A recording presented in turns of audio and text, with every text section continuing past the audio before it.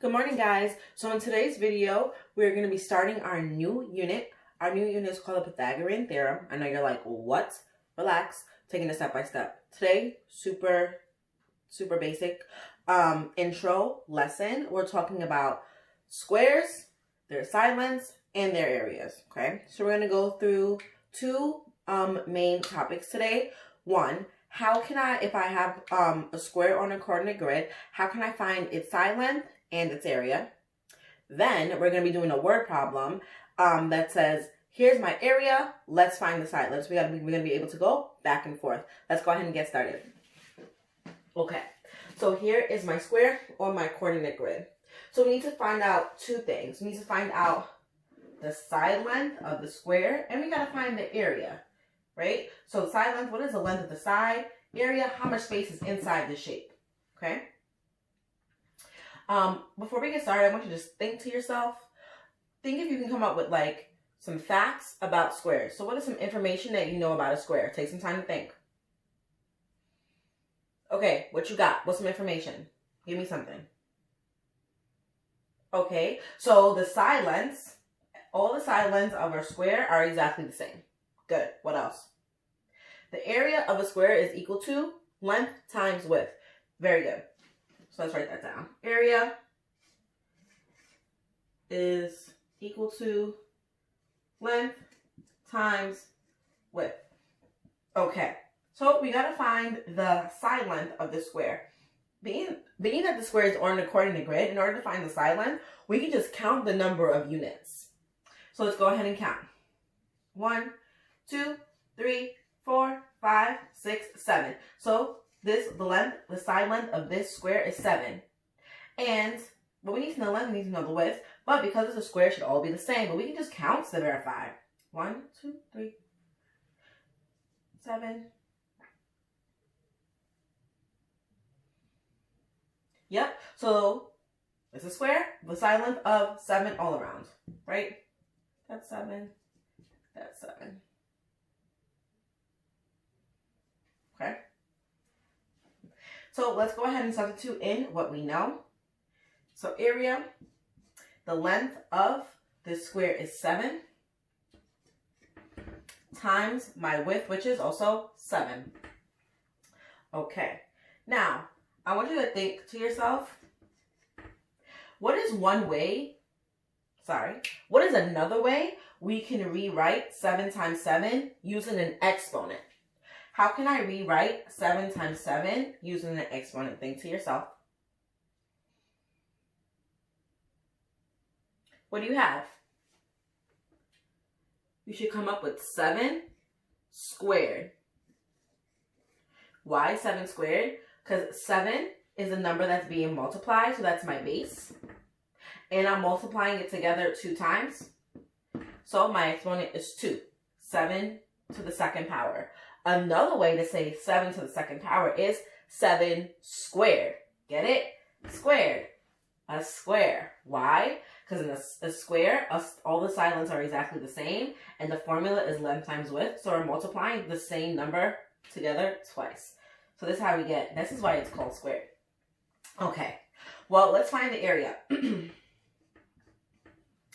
Well, area is 7 times 7, which is 7 squared, and 7 squared is 49, because 7 times 7 is 49. So that is the answer for the area of this square.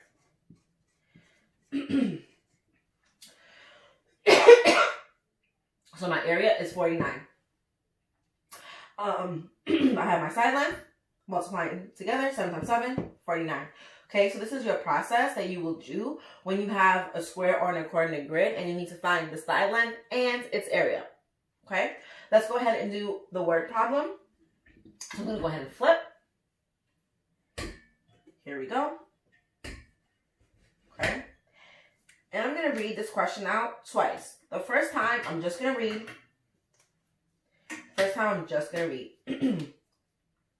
What is the side length of a square that has an area of 100? Second time, as I read, I'm going to highlight, circle, underline, box, squares, highlight all important information. Okay, let's go. What is, so this tells me, okay, questions coming up. is the side length of a square that has an area of 100. Okay, one more time. So what is the side length? That's my question. That's what we gotta figure out. Of a square, that's important information, that has an area of 100. Okay, well, we know some information about area and the square. Well, we know that there's a formula for that, right? And the formula for an area of a square is A equals length times width. Okay? So we use that information, we use that information. It has an area of 100. So let's go ahead and substitute. So instead of A, I'm going to write 100 because I know that the area for this particular square is 100. Okay? Equals length times width. Okay. Well, what other information do we know about a square? In a square, the length and the width are exactly the same. So I know that I'm looking for the exact same number. Okay? So what I'm going to do is just rewrite it using the letter S. Because to me, when I write it like this, it makes me feel as if I'm looking for two different numbers, but I'm not. I'm not. So 100 equals the side times the side, right? The side length times the side length. So I know I'm looking for the exact same number. Okay. Now, we can rewrite. How can I rewrite S squared? Wow. I just gave you the answer. How can I rewrite S times S using the exponent? And I can rewrite that as S squared. Okay. I'm going to stop there. Now, in math, all equations is basically, there's a question that's being asked. Same thing here. So when we see something like this, the question that's being asked is, what number times itself equals 100? That's the question. What number times itself equals 100? So I want you to think for a second. See if you can come up with a number, one number, that if I multiply it by itself will give me 100. What number did you come up with? Okay. I'm coming up with 10 squared. 10 squared is the same as saying 10 times 10. 10 times 10 is 100. So check. So I know now that the side length of my square is equal to 10. Okay, so that is my answer. So my side length is 10. So if I were to draw out this square, okay,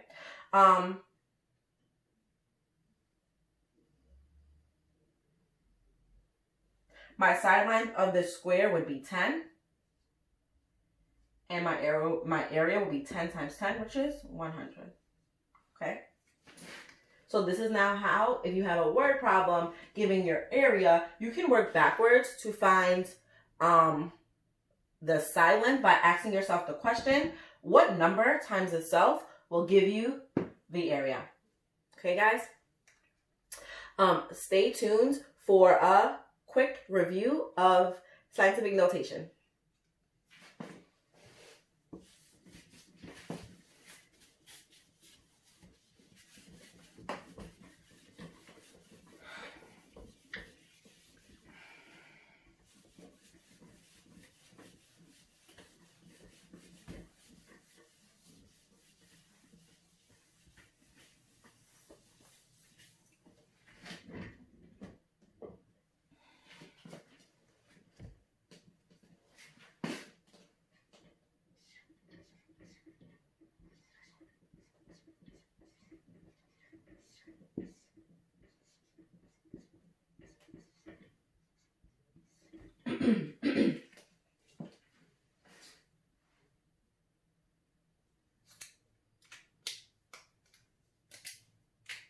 All right, so here is our review question for scientific notation. I'm going to go ahead and read it out.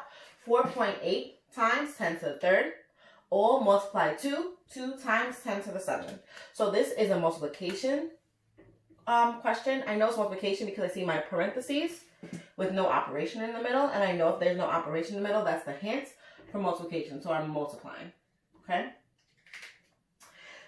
When we are doing with scientific notation, we take this into two parts, okay? We talk about the factors in the front, our factors in the front, and we talk about our exponents at the top.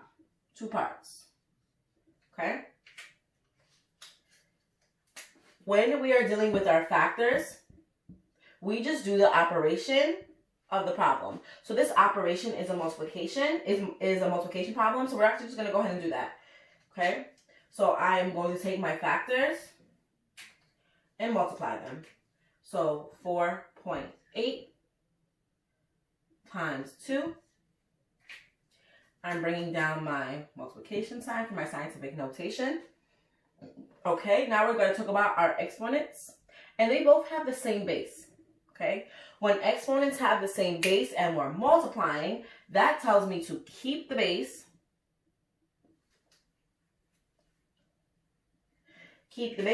and add the exponent. So I'm going to write 3 plus 7. Okay, let's simplify a little bit further. So this is where we're going to go ahead and multiply this, 4.8 times 2. If you need to, grab your calculator. Enter that in. 4.8 times 2, that's equal to 9.6. 9.6 times 10, and we're adding these together. So 7 plus 3 gives us 7, 8, 9, 10. And this is our final answer. Before we give this the approval of our box, let's go ahead and just make sure that this is correctly written in scientific notation. In order to see if it's correctly written in scientific notation, you need to look at your factor in front. That factor needs to be between the numbers 1 and 10. So we're asking ourselves, is 9.6 between 1 and 10? It sure is. Barely is, but guess what? We made it. So 9.6 is between 1 and 10, so this answer is good to go. Here we go. Hopefully that was helpful. See you guys tomorrow.